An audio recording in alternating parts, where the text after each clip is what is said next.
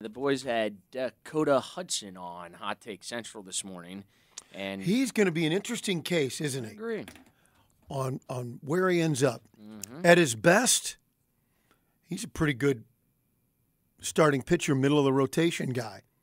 At his worst, he might have trouble hanging on in the bullpen. I was going to say AAA. Yeah. Yeah. So, and where's he going to end up? He is truly an enigma. Can't figure out who he is going to be, and this is going to be interesting. And here's the other thing. Has the organization made up their mind about him? It's hard, look, these guys are nerds just like me and you and maybe even Cole. Mm-hmm. They're writing down their roster and their lineup and all the possibilities every day. Mm-hmm. They got them up on whiteboards in their office. They've got them on their computer, whatever they prefer. They're at an airport. Probably at the Billiken game the other day when Ollie Marmol was there sitting next to Dr. Chaffetz courtside. Nice. I bet at halftime, I think I saw him get a little pad out and write down a possible lineup. You need to. What is my team going to be? What am I going to do? What you hope you don't do is pigeonhole guys because that's how you think it's going to go. Mm-hmm. So will he, and there's probably, what do you think, at least a half a dozen guys sort of in that, not sure really what we have. And will it really be an open competition, or do you have to plan more? Well, no, these are the guys that were going to be our starting candidates. The problem with doing that too soon, though, is what if you're wrong and you mess up? Here's a guy you could have had in the rotation. So those are the kind of things I think an organization's going through right now. Dakota went 8-7 a year ago, 27 games. He started 26 games for St. Louis. And everybody's wondering, can he revert to the 2019 Dakota Hudson? Right. But actually, he needs to be better than that Dakota Hudson because he led the majors in walks that year with 86. Now, he made 32 starts and had a 3.35 ERA. Like, his numbers were good. What was his – do you have the whip in front of you? It was 1.4. See, that's a number 5 starter. Mm-hmm. And that's okay. You got to have a guy – you got to have somebody start that game. And so that's pretty good. But you're right. No matter where you are on a team, you can't have that many walks. You know what's really funny?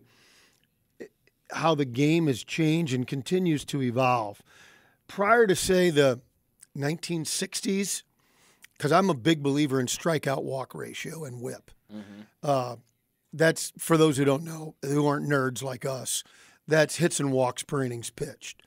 I think those are so important, and that 2-to-1 strikeout-walk ratio is so important.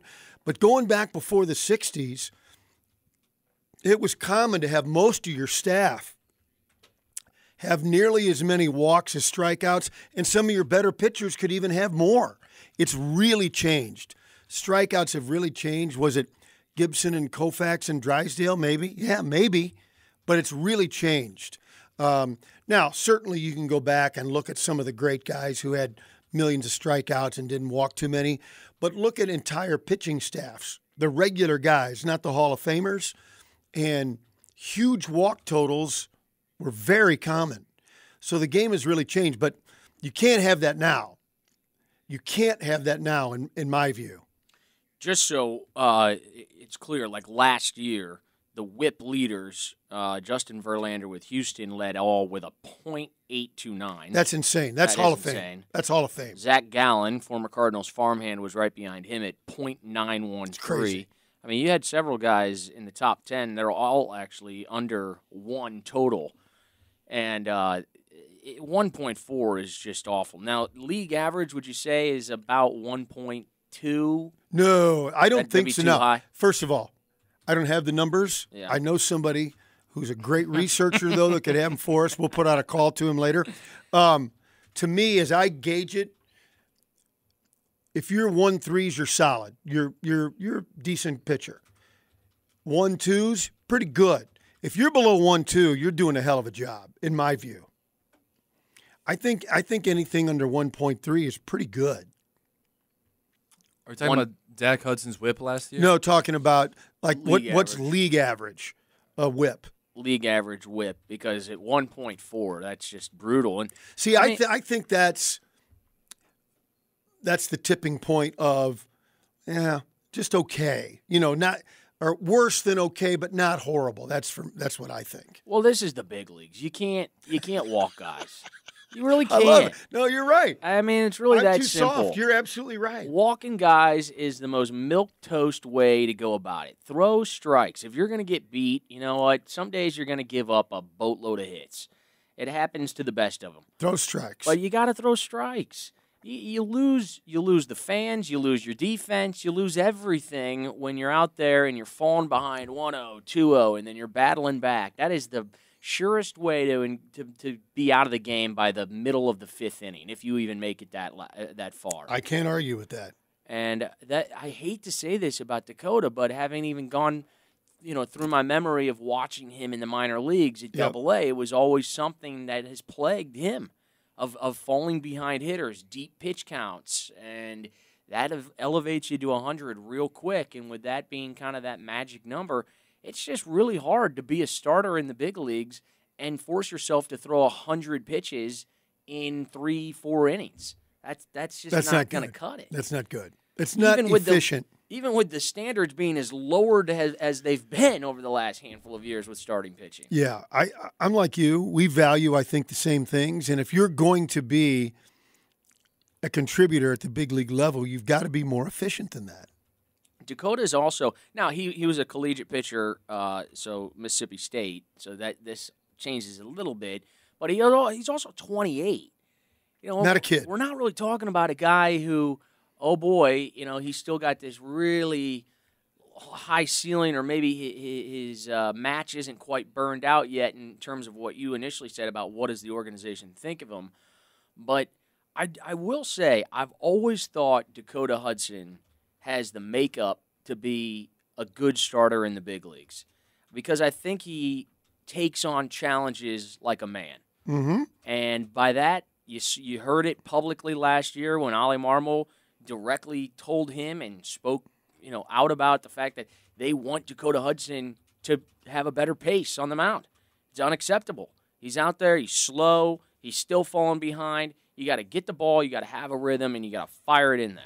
Hey, you want to take a look at somebody who gets that done? Look at Adam Wainwright and how have his numbers parlayed itself? Pretty darn well. So Dakota needs to work on that. But this morning, he was pretty.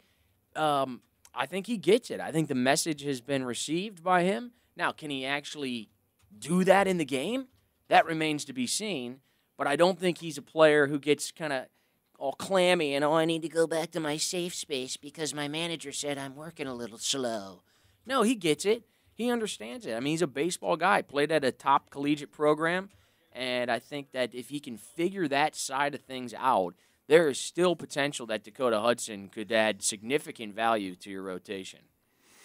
Because we've seen it in doses. In 2021, what do you have, 9 starts for various reasons, there was a lot of promise there. His walks were way down. His whip was way down. His ERA was way down. But those were in little spurts, 9 starts. You don't learn. But it kept you hopeful. Mm-hmm. And last year was okay, right? Mm-hmm.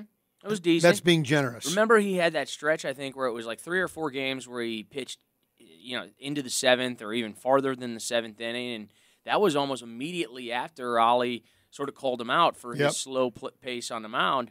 And you go, wow, okay, well, we're seeing the byproduct of a guy who's working quicker and trusting his stuff to throw strikes. But then that tapered off, almost immediately. And then it got so bad for Dakota, I don't even think Hudson was on the playoff roster for the Philadelphia series. I don't think he made it. So they've got some decisions there. If you think about that 19 season, though, for a second, remember, Mike Schilt sort of coined the phrase, the Jack and Dak show, or Dak and Jack, however, 1-2 punch.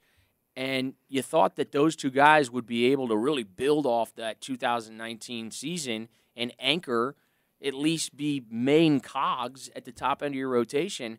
And quite frankly, since that year, you haven't really gotten a whole lot out of either one of those starters. No. And that is shocking. And it's telling then, how an organization, because we're constantly, complaining that, well, they're getting rid of the wrong guys and they lost Gallen and Alcantara, who finished 1-2 in the Cy Young.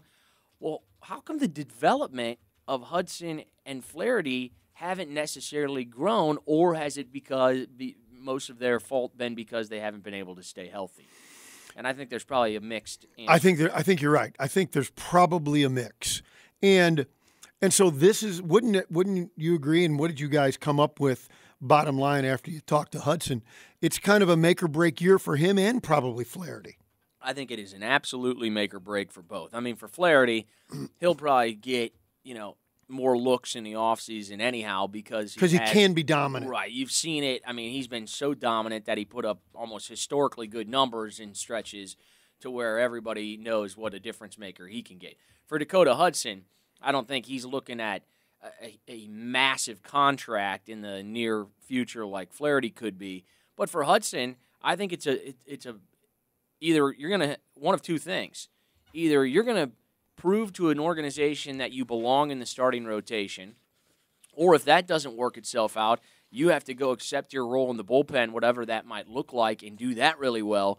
Or else you're going to probably be pitching for, brace yourself, Cole, the Pirates. Oh, God. And maybe you crack their rotation, or you're going to be a swing guy and maybe not even a big leaguer whatsoever in the next handful of years. So how many guys, and I don't know if you wanted to get into this now. I'm fine. But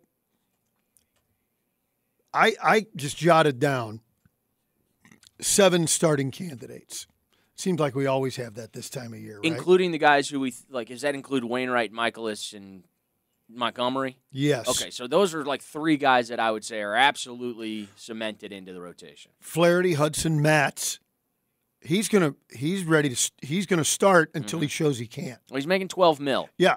So now, if he shows he can't, you hope that the team's able to walk away or figure out something. But Flaherty, Hudson, Matz, Michaelis, Montgomery, Waino, and a guy that I seem like I like more than anybody else, Woodford. Yeah. I think he's a pitcher. Now, can you be, quotes, a pitcher in the middle innings? Yeah. You can be valuable there, but I just really like this kid. I don't know how you feel about him. Well, I get frustrated that the organization simply looks at his stuff and then makes a determination that, we can't really find a role for Woodford, to the point where he's like behind a position player at times, it feels like, out of the bullpen. What it took to get Jake Woodford in the game last year was almost, you'd have better luck putting your hand in the lottery or something. I mean, good Lord. The guy had no chance. But, those what about Verhagen? Do you put Verhagen in that list as well? Or, I had him on my list of relievers. Mm-hmm. I didn't put Palante in that. I don't see him getting a real look. To you? I don't think so, only because he proved to be really valuable in the bullpen, even though I do like him as a starter, because we saw him, I think it was against Washington, where he went like 8 innings, and he just has he throws strikes. I feel like a broken record saying that, Rammer, but I'm telling you, as a guy who has been watching baseball my entire life, it's a pretty sure bet that if your starter is going to go out there and throw strikes, he's going to give you a pretty good chance to win the ball game. Yeah. So going back to Woodford, look at his numbers. He's only had 10 starts in his career, but he's pitched in 65 games. 3.61 ERA, 1.24 WHIP, which is very good. Better than 2-to-1 strikeout walk ratio. Now, he doesn't get a ton of strikeouts. He's not a strikeout guy, but he didn't walk anybody either. You see, that's why the ratio is important. You cannot strike out people if you don't walk people. And likewise, if I'm going to walk a bunch of guys, I better be able to strike out a bunch too. Mm-hmm. And I just, I think the kid's pretty good, but I think as I had him 7th on my list, he's clearly 7th at best. I know going in, he'll have to win the job from somebody. And he has to go in knowing that the organization already doesn't think very highly of him as a big league starter. Right. So he's got that to go up against as well. But like last year, he only had one start, so 26 games out of the bullpen, 1.1 WHIP. We were talking about that, how important that is. 1.1. That's elite. That's very good. And remember, one of the talking points, selling points of this team from the organization has been the depth of their defense, and that being a pillar of why they want to be so successful. Even Nolan Arenado at the winter warm-up, when he said, what's the best quality of this team? And he goes, I think our defense, which is pretty unbelievable that the best player on the team is talking about how good they are defensively. To me, that just shows you how off the charts his baseball IQ is, and I love watching him play. But you know that you don't have a whole bunch of starters who are strikeout guys, so you're going to have to rely more on your defense, and that's why I think they've assembled the roster that they have to allow for guys like Jake Woodford who might not have typical swing and miss stuff, but are going to go in there and throw strikes, and if they hit it to where you are, make the play, and go bring your sticks. I think it's a formula that can work. We've just become so obsessed, I think, as a league. The Major League Baseball has become so obsessed with this. Either my guy's got to strike out 10 in a game as a starter, or else he's really not a starter in our eyes. But if he strikes out 10, but he walks 4, well, and I don't know. If he strikes out 10 and he walks 4, what's his pitch count after 4 innings? Great point. Way too high. Way too high, which means you don't give me enough innings, which means I got to use my bullpen more. Absolutely right. Yes, and now we're playing like dual starters roles where you have the first 3 and then the middle 3, and then we're going to have 3 different pitchers at the back end. Now you just now used everybody's 5, tired. Yeah, and you used 5 pitchers in the first game of the series. What do you do? Yeah, and by the way, I want you on my staff. Yeah, thank you. Oh, usually you Bench guys want to coach. manage against one another. I'm liking the I want synergy Cole on my today. staff. How about that? Wow. We're forming an alliance. You know what they say? Slow to hire, quick to fire. So maybe you guys are finding some new energy. We're going to win ball games. Yeah, I love talking to media. If we get some pitching, some hitting, some defense, we'll win our share. Hey, get this. The Cardinals pitchers and catchers report on February 15th, so we are not that far away from some Jupiter, Florida. What's today's talk? date? Today is 26th, 26th. so we're 3 weeks. 3 weeks away. I think that's Bernie Miklaus's birthday, if I'm not mistaken. February 15th? I think. Well, then we'll all rejoice. What are you? What are you, like the HR manager around here? You got everybody's birthday on your... No, but you and I both know somebody who knows everything about everybody at this station, anyone who's ever worked here. That's true, yeah. He keeps receipts on everyone, just in case he needs to he'll stab you in the back. Yeah. He must not be listening because there was a lot of food sitting out there ready to be eaten. He's not here yet, so I don't know. Yeah. He'll be trudging in here shortly, ladies and gentlemen. The great Dave Solomon that we are referring to. Yeah, I'm excited. I still think that this team has to have an emerging player offensively. Of all of the names that we've just talked about from a rotation standpoint, I think offensively you still got an outfield that has a lot of question marks that they've got to get some answers to in spring training. And I don't know. I think it's going to be a fun ball club to watch regardless. You got the 2 guys you have between Arenado and Goldie at the corners, with Donovan coming back and what Edman provides and the addition of Wilson Contreras. There's just a lot of things that I look at and go, man, this is going to be a fun ball club. For a team that was good, not great, you think you need changes, you think you need to get better. Let's say you're going to have 13 position players, 13 and 13 on the roster. I wrote them down. I think I've got the position player roster set. I don't see I can bring anybody else in. The only way you get any movement is if DeYoung somehow is not on the team. Well, DeYoung is getting all sorts of praise right now. I know. Did you see the article today? I mean, he took the giant step out of his swing. And what if he was making $800,000? Would everybody be praising him? No. Or would he already be gone? Nope. Oh, he would already be gone. So that's why I'm not saying anybody's being disingenuous or certainly not lying about the young man. However, if he was only making $800,000, he'd already be on the Pirates. Well, or he might just be a career Memphis guy.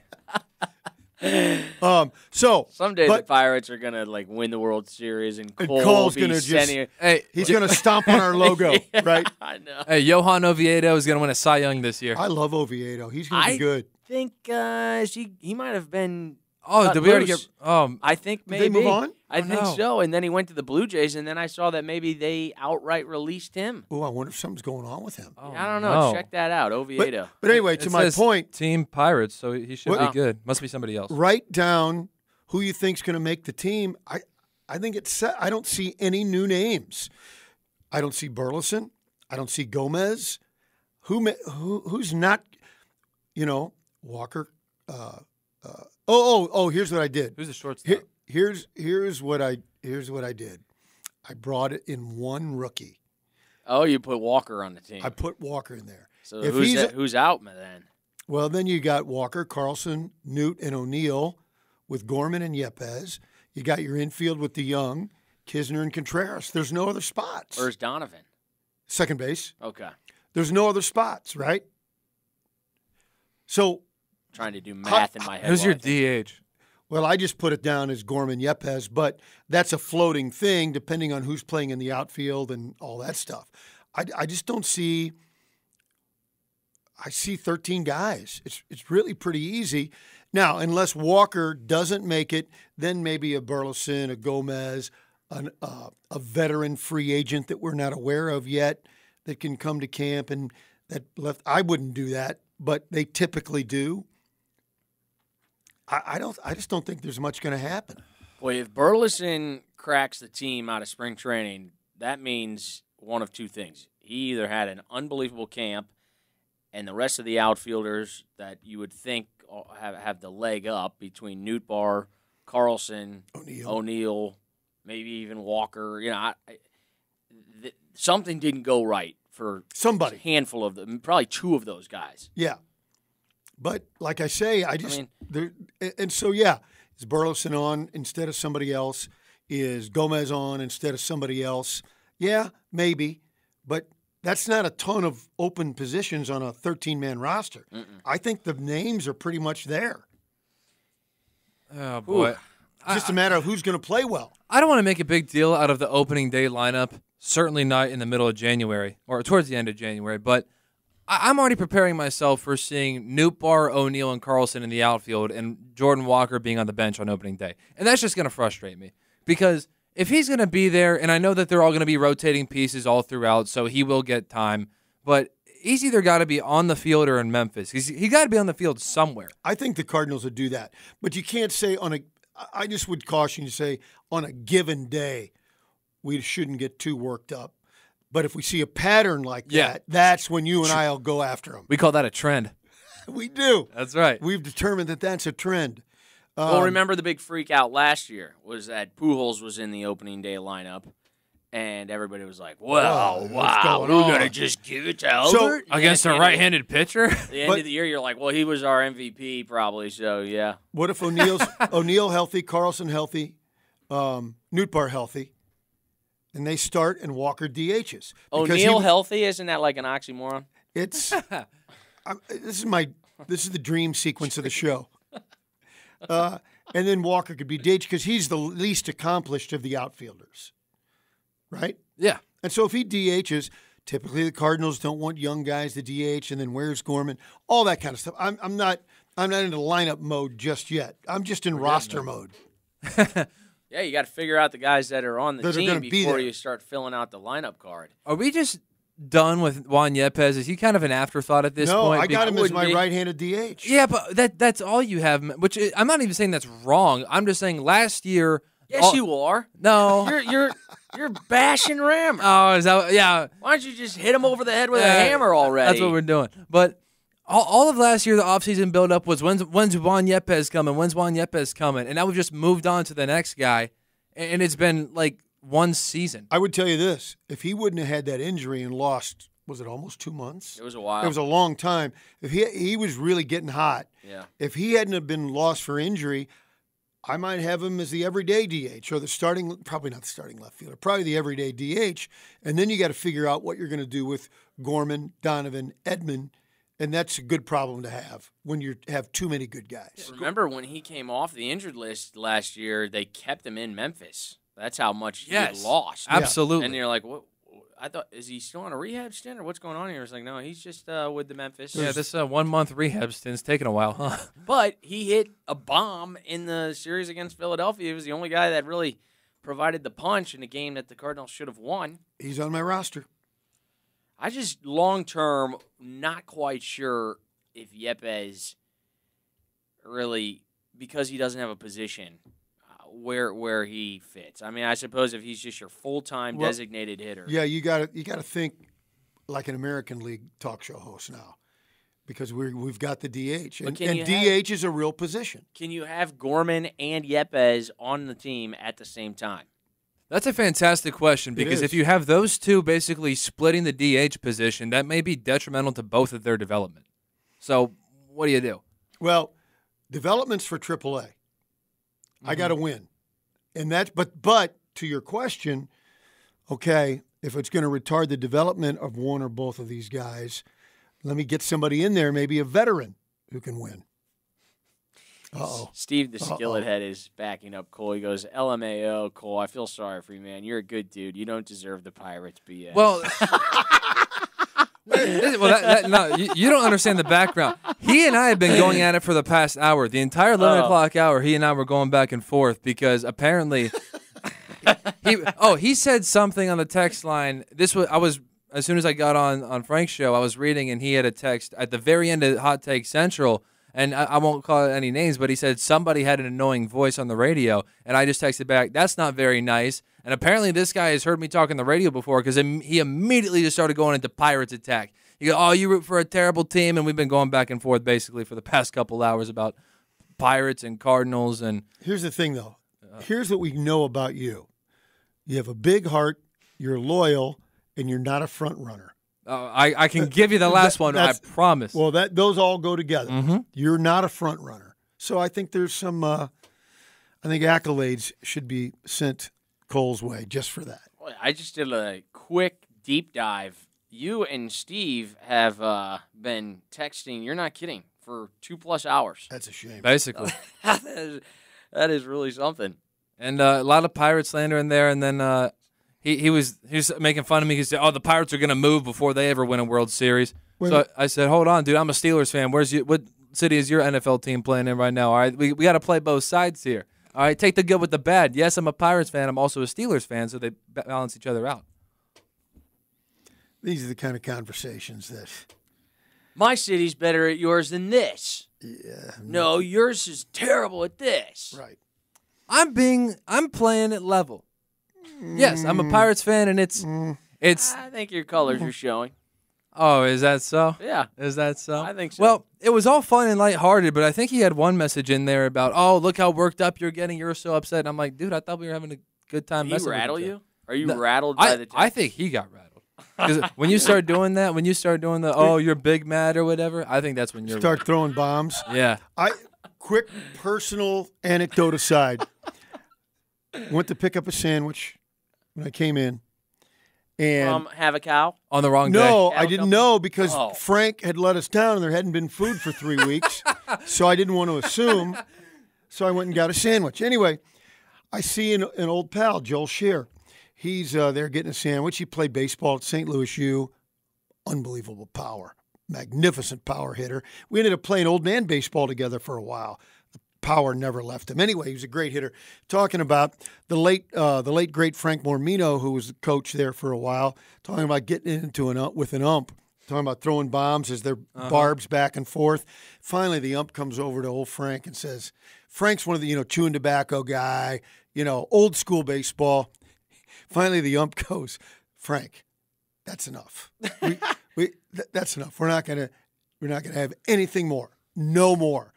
And according to Joel, Frank says, why don't you go home and beat your wife? Oh God, man, you're out of here. Yeah. So there's the barbs back and forth, and then finally going to DEFCON 1. Yeah, that's how it always results. Oh my goodness.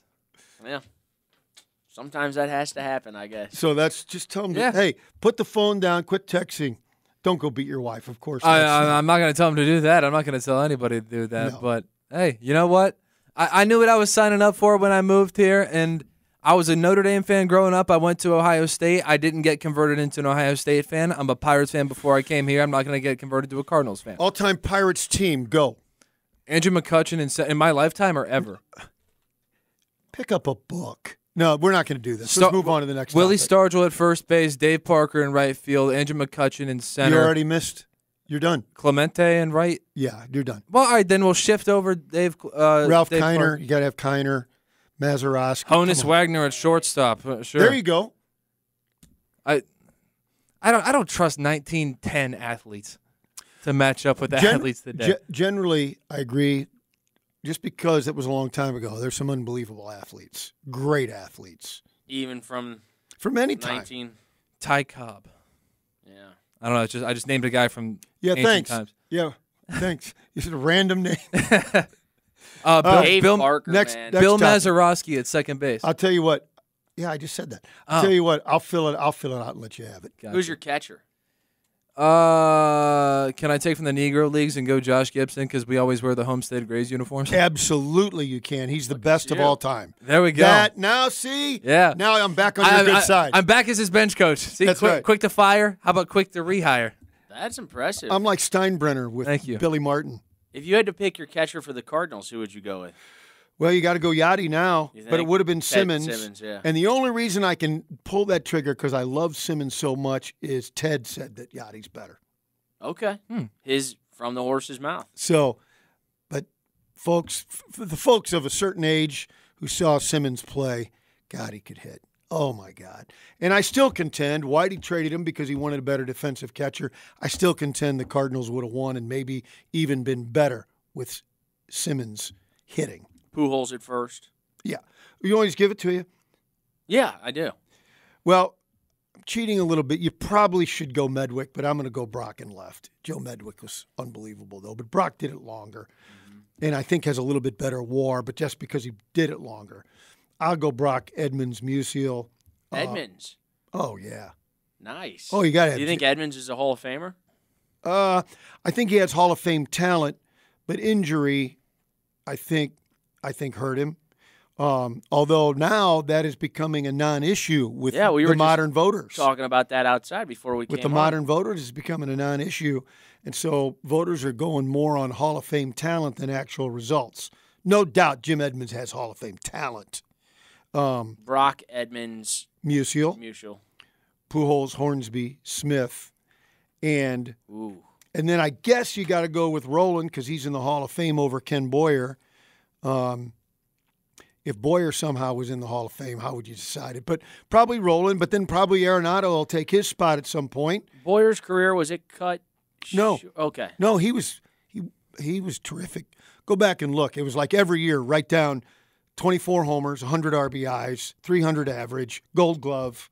He was terrific. Terrific player. You get a bonus spot because it's 2023. You get a DH. Well, then you could probably go Medwick. Then you go Medwick. Yeah. Good call. Thanks. Once again, you're on my staff somewhere. Intern, at very least. If we go DH, then Medwick's in there. It's a hell of a lineup. It's a hell of a lineup. Now you could have Ted Simmons and Yadier Molina if you wanted to. Yeah, I think Medwick's, here's a guy, go back and look at his I think it was a 5 or 6 year period. Oh, my God, just 45, 50 doubles every year, 130-something RBI. Just ridiculous for like 5 or 6 years. That is so awesome. See a guy hit like that.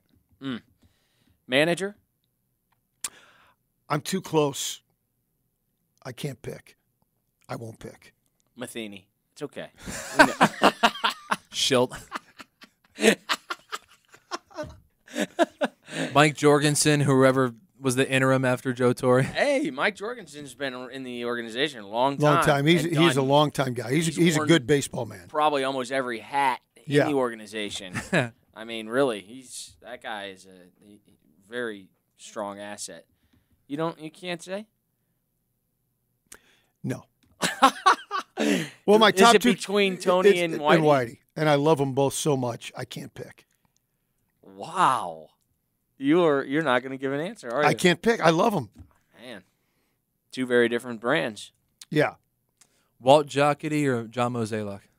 No offense to Mo, I got to go Walt. Although the game has changed a little bit, which Walt is why he ended up getting fired. He couldn't quite keep up. Well, even in I don't know Cincinnati. I don't know about that. Well, he was getting older. It was time probably to retire. I don't know about that, but the game has changed with the analytics. Walt was so good at using his prospects as trading chips and assets and getting players to win now. He was brilliant. So if you had Walt and Mo as his assistant, now probably. What about Bing Devine?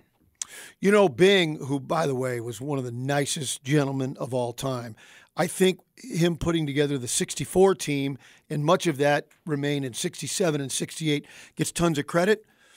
And probably he was negatively influenced by Gussie Busch too much. But by the 70s, it was kind of one bad trade after another. The 70s, I think, hurt his legacy a little bit. But again, I'm almost certain most of it wasn't his fault. But the 70s were not good for the acquisition and moving of talent. Got me thinking, bringing up Bing Devine's name, that Seth said today that it's Bob Uecker's birthday. He's like 89, I think, today. Wow. And you can go on YouTube and relive like 25 minutes of a Uecker appearance on Live at Shannon's, where he's telling the tuba story and different things about Bing and just like some great stories. So that's a good way. I know you guys don't read, but Catcher in the Rye, WRY, really fun book. His autobiography. I'll have to read that. Catcher in the Rye. Yeah. Huh. So we've been all over. Sorry about that. I got two more baseball things, though. Closer? Got to have a closer on your dream team. No, Izzy is the all-time saves leader. I probably go Suter, and then I got to have Lee Arthur Smith on the right side, along with I just did this in my head the other day. At least when you're laying on the couch and having fever dreams, this is kind of where your head goes. If I've got Suter, Lee Smith, and let's say Izzy, here's the hard part. Izzy did it a few years longer. I've never seen a reliever have a better single season than Tom Henke. The team was just bad. He was unbelievable. Then from the left side, I got to go Raboski, Ken Daly, and Joe Horner. And so I've got a loaded bullpen. Man, I wouldn't even know with Horner and who else? Ken Daly. And Al Raboski. Wow. Yeah, those are, I know obviously Al, but the other two names I couldn't probably. Yeah. Go back and look at their numbers. Ken Daly he was good. He was a setup guy. And then my rotation would be Gibson, Dean, Tudor, Carpenter, and then probably Carlton, maybe end up being Waino. I like how you went Carpenter. You love Chris Carpenter, don't you? I do love Chris Carpenter. He was the closest. He was the closest pitcher of my lifetime that was like Gibson on the mound. Yeah. With his tenacity and just. There's no doubt. Wainwright is a great pitcher, but he's a likable human being. Everybody loves Waino.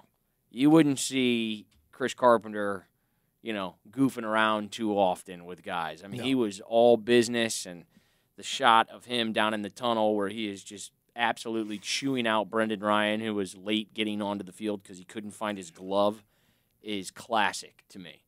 And the fact that the cameras picked that up, and of course it became like a talking point. Like, is there, are people not happy with one another on the team? Is there a crack in the relationships? Like, give me a break, man. And I have left out a couple of old timey names like Howie Paulette and Burkeen and Jesse Haynes. Jesse Haynes probably because he pitched so long for the Cardinals. Haynes could be your fifth starter too. Wow. Who is? I think it's Brian. Who does kind of some of the historical stuff for the Cardinals Museum, and Brian. I should know that. I don't know. Yeah, he does a lot of research. He's like a historian that works for the Cardinals. He'd be a fun guy to have in sometimes, just because your history is obviously pretty darn good. I love that stuff. It's great. But the recall on it all is impressive, too. Yeah, it's hit and miss. Oh. Well, we're not. I guess we're not. We haven't probing. been missing less, but if we talk much longer, we'll start to get the misses. A couple of things on in baseball too. Did you see Artie Moreno is not going to sell the team? So that was the big news last year, and then there's some speculation that he's perhaps hanging on to the Angels because Major League Baseball might be looking into 2 expansion teams if they can figure out what to do with the A's situation and then also Tampa Bay. So what? And that's because of getting expansion fees? I think the value of the franchise would continue to go up because the revenue would be that much greater. So if he hangs on for another 5+ years, he could. Well, here's a guy who wanted to win, but organizationally just couldn't figure it out. He made efforts, really tried, and really wanted to win, but just wasn't getting return on his investment with players, and the development hadn't been there. They just couldn't quite figure it out there so far. Mm-hmm. And, somebody asked on network radio the other day if the beginning of Artie's demise was signing Albert Pujols, which, in some ways, there had been some contracts, I think, that predated Albert, maybe Josh Hamilton. They had a handful. C.J. Wilson was a bad contract. You mentioned it, Josh Hamilton. So they had a slew of them. Albert had some good years, but he never had any years as good as his St. Louis years. And so could someone argue return on investment on that big contract was not what they'd hoped for? Yeah, I think that's fair. I don't know if there's been another team in Major League Baseball that has had as many whiffs on big-time free agent contracts as the Angels. They have been brutal. You go through that list of, Rondon and the names that we've already discussed, and yet you're trying to build around arguably the best player of our generation with Mike Trout. And you can't do anything with it. They've been in the playoffs one time. Yeah, and now you might have the best 2 players with Ohtani. Yeah. Oh yeah, Shohei Ohtani. And you don't have enough around them. It's a problem. What does that tell you when you got 2 players of their caliber and you can't even make the playoffs? That's why you got 26 guys on a team. Mm-hmm. The other baseball topic that I was going to throw your way, it's just such a bizarre story, but the Mike Clevenger ordeal. He just signed a 1-year, $12 million contract about a month and a half ago with the Chicago White Sox. Came up with the Cleveland Indians, spent last year with the San Diego Padres. His numbers were not good. Ironically, one of the best games he threw was against the Cardinals late in the season in a pretty pivotal matchup out there. But regardless, he's been accused of some pretty heinous things against his, now divorced wife or girlfriend of some type. She's got pictures of, bruises. Ooh. She claims that he hit her with an iPad and then was also, throwing chewing tobacco at their infant. So some of the stuff that has been crazy alleged against him are just absolutely disgusting, and now Major League Baseball has opened an investigation into Mike Clevenger. But if it has any sort of precedent, I think immediately you think about Trevor Bauer and what is unraveled with Bauer. But at least in Bauer's situation, we still don't know all the facts of that, but it was reported that some of the act may have been consensual. Maybe not, but maybe so. There's some debate there, but it did not involve an infant. When you're talking about being abusive towards an infant, my gosh. She also claimed that Clevenger drops either microdoses of acid and mushrooms on a daily basis, which is, again, that's a problem. It's like the walls are falling in on this guy. If he thought he had it made by signing a 1-year, $12 million deal, and now all of this is coming to light, White Sox are probably going to have to rethink that deal. And I don't know what Major League Baseball can do retroactively to cancel that. I don't know how that works. I don't know how the CBA is. But for a guy with this there are morals clauses, they used to call them. I don't know what they call them now, if anything, that can void contracts. Now, how that applies to his specific contract, don't know, but historically, there is an out for that. Well, just terrible stuff. So, not sure where all that goes, but we shall see. A couple of texts here. The Prodigal says Whitey Herzog was a pretty darn good GM as well. He was for 3 years though, 80 to 82. But then you could have. I guess it doesn't take away from what he said. I was just comparing that to the dream team GMs that we were talking about. Yeah. And then I think Whitey said it's too much. I'm going to stay on the field and really handpicked his successor. And he says Suter, Lee Smith, Dennis Eckersley, Todd Worrell, and Al Hrabowski. Worrell, easily you could make that choice. Eck was not the Eck of Oakland. Of his peak, so I would not put him on that team. I think you got to go. It's the other right-handers would be between Worrell and Isringhausen. And he points Todd out, was so good in 2 stints. Where'd he go in between? Dodgers. He was, in fact, the bullpen was so good. It's too bad the team was not good. We had Lee Smith and Todd Worrell at the same time. Oh, wow. But the team was bad, so it didn't matter. He also says the Texas Rangers have offered up some dud contracts. That they have. They got one right now. Signing Jacob deGrom to 5 years. He's going to be 40 at the end of that contract. And that dude's a walking hospital. He's only got about 20 innings on his arm, though. I know. And then he's done. So that was a huge mistake to give him that much money. Unless somehow he gets healthy. Now, that's a heck of a gamble. I don't like their odds on winning that one. But if he... At that age. He was an old rookie, too. He came up old. Can he give you... What if he gave you 25 starts a year? You'd go, okay, we win. What if you only played him in the second half? Yeah. And have him, start him, get him going in about middle of August. And see if that saves up the tank. Because nobody will complain about the contract if they win one time over the next 5 years and he has anything to do with it. Mm-hmm. And that's I think, the gamble that they're making. And it's not like they went with a spring chicken for their manager either. I mean, this is a guy who usually comes in and wants to win now. That's Bruce Bochy. That's really thinking outside the box. That's an interesting prospect. Let's get you strong, get you healthy, and you come in and dominate in the stretch run in October. How much impact can one starter have on the first 4 months of the year to begin with? I mean, how many starts are you going to get pre-All-Star break? About 12 to 15? Mm-hmm. Well, I don't know. If you sign this guy because you want him pitching big innings in October, well then why don't we shelve you until we? Because we know we only think we're going to. You can only give us 140 innings. That's right. So let's put him late. You're not going to change DeGrom's injury, ordeal at this point. I mean, there's no way. I would bet an insurmountable amount of money that he will never go over a 200 inning threshold. Over these next 5 years. Never. God. So where are you going to disperse those innings? And I would think as you get closer to the postseason, those innings become much more valuable. So the Rangers owe Corey Seager $292 million over the next 9 years. I forgot they had his contract. I mean, and he's a good player, but not the best season last year, only a .245 average. But that's another contract that we're going to have to watch over the next handful of years. I got to see that. I've never been to that ballpark. The old Rangers Stadium, wasn't that old, actually. No. Globe Life? Yeah, I think it was built before Globe Life, though. The ballpark at Arlington. It was built in, 95. Yeah. And they tore that puppy down. It was not a bad ballpark, though. It just got too hot, right? It was enclosed, That's kind right. of, and it held the heat. You're exactly right, because Houston has the roof down at Minute Maid Park, and I think a lot of folks in Texas and Dallas were like, we need a roof. I want to go to an air conditioning.